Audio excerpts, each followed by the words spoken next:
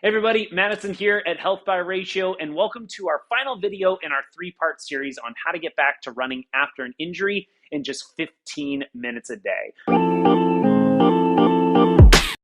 Our team consists of licensed physical therapists, corrective exercise specialists, running coaches, and functional health coaches that work online together to create truly holistic and customized programs for our clients to get them out of random, chronic, recurring pains, injuries, tweaks, whatever it is that they're dealing with, and move them back towards not just health, but also functional fitness. We want it to translate to living the abundant and fit lives that they desire and maintain it for decades to come. So that's what we're passionate about. And if you missed parts 1 and 2 of this 3-part series, please check those out. They're really important. They're the foundational pieces. The first one is assess your entire body from head to toe, seeing where we might have some potential imbalances or deviations that are impacting how we're moving. And everything's interconnected, so we got to assess the whole thing. Check that video out. That way you filled out your checklist with what needed to be worked on for video number 2, which was all about mobilizing the body with some unique deep tissue manipulations that we can restore pliability and hydration back to these sticky tissues and get our ranges of motion to where they need to be. All right, well, now we have the range of motion back. We have the balance back into our body. We're not asymmetrical from left to right side. We got some good harmony going on. All right, so how do we teach our body how to actually move with these new ranges of motion correctly? How do we reprogram our central nervous system to use these ranges of motion correctly without us having to think about it, with it just doing it naturally? This is my favorite part of the corrective process, because now we get to do the fun stuff. Now we get to do the exercises that actually teach our bodies how to move well. This is what allowed clients like Risto and Orly, who are ultra marathon runners, really get back to their craft as well as they possibly could. Risto was dealing with chronic back pain and some other stuff going on with his hips as well. And it prevented him from running for 8 months. He was completely out of it. He hadn't run an ultra marathon in over a year. And we were able to correct his body based off of his movement assessments, and then restored his ranges of motion. And then we did some corrective exercises, like what we're going to cover in today's video, that allowed him to become a more efficient and powerful runner.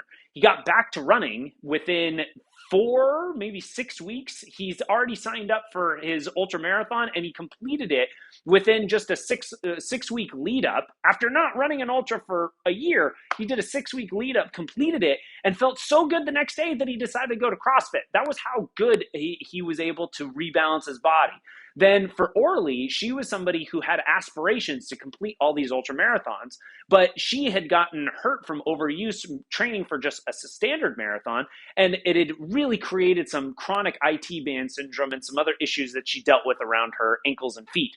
And we were able to do the same thing. We were able to use these corrective patterns to improve her running gait and make her stable the ways that she needed to, so that she started to PR in her marathons, and then was able to actually complete and start checking off some of the main ultras that she had had on her bucket list for years. So I'm super pumped to transition into this, and at the end of this video, guys, like, stay tuned for that free resource, that bonus that we're going to give you, so that you can improve and implement all of these techniques that we've been talking about even better to get to your goals. Can't wait.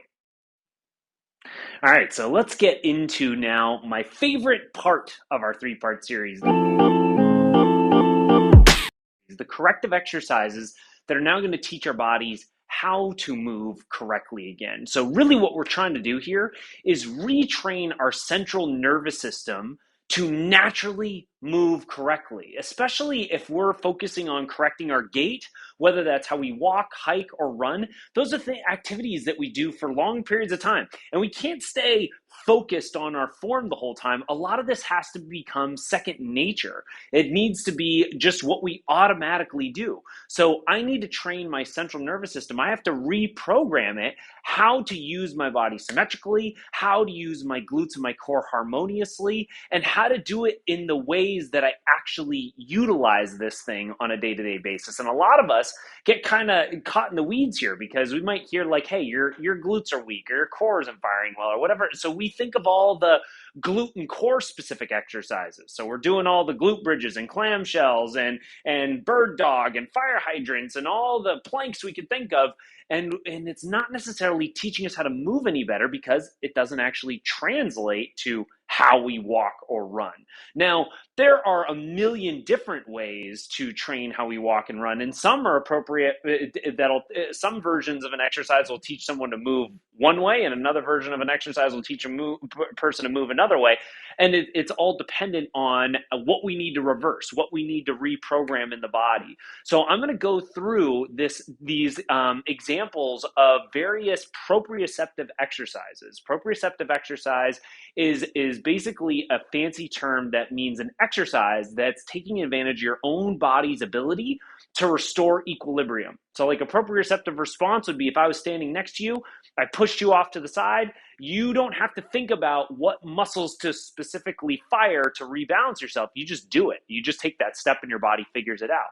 Well, we can take that natural response and use it to our advantage with utilizing things like resistance bands, but also there's a million different free weight and body weight variations of proprioceptive exercises that can be done as well. But I'm going to use some resistance bands to pull on me in certain ways to teach me how to move correctly without, again, me even having to think about it. So an example, like let's say when you did your original assessment, that taking a look at your squat pattern, if your tendency was one or both of your knees was tracking inside of that big toe, whether the foot was turned out and the knee was going straight ahead, or whether the knee was actually quite literally going inside, like buckling inward as you were squatting down. Well, what I can do is take something like a light resistance band, and I can wrap it around the outside of my knee, pulling me inward. So it's going to pull me in the direction my knee wants to go. And then I'm going to get to a point where I can get some good tension pulling me in that direction. And now I can do a squat. I can do a lunge. I can do a single leg squat. I can do all kinds of exercises, hip hinges in this position, all with the purpose of me thinking, fight that band.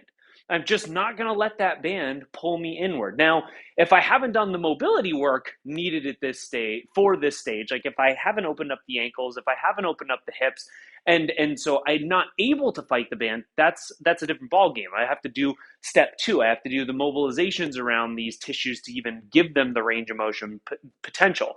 But once I have the range of motion, now all I got to do is fight the band. I'm not going to let it pull me in. And that naturally wakes up the glute and core complex that is dominant or dependent on me teaching that knee to stay stable.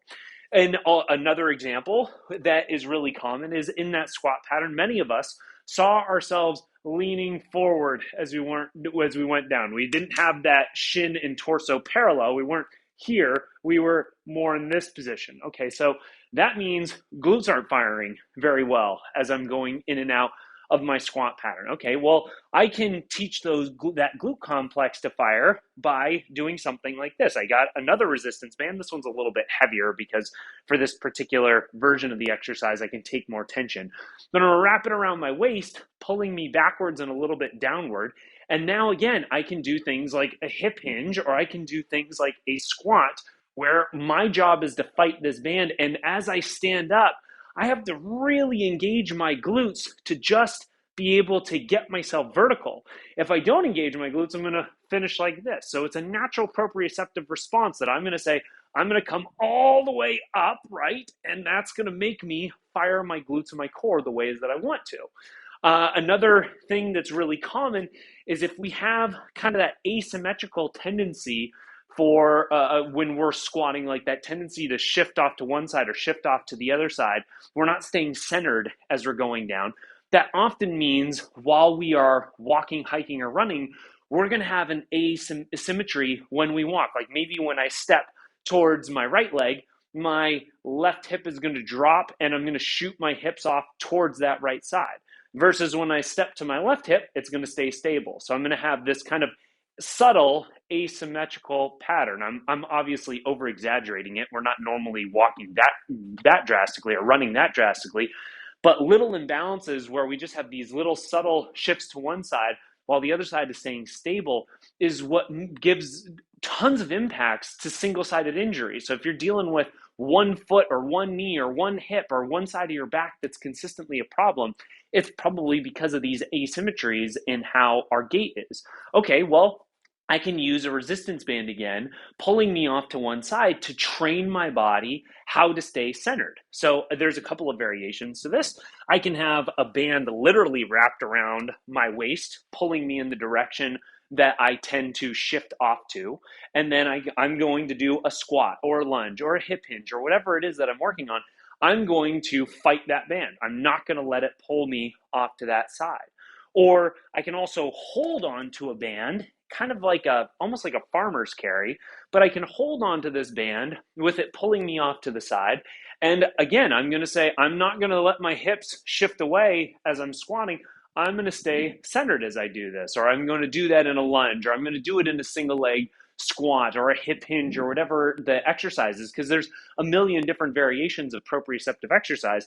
But by me having something pulling on me that I'm fighting, or if I'm holding a free weight on one side of my body, or I am doing simply a single leg exercise where I'm going to stand and I'm not going to let my body shift to the side, I'm going to fight that tendency to shift. And now I'm going to try to do a mini squat as I come in and out of it. These are all ways for us to proprioceptively retrain my body to get my feet a little bit more straight in alignment with me. I can keep that knee in alignment and not allow it to buckle in. I can teach my hips to stay level and centered, utilizing my glutes and my core and my quads and my hamstrings the ways that they're intended. And now all of a sudden, my gait is much more symmetrical, and every utilization of force that I'm putting into the ground is moving me in the direction that I want to go.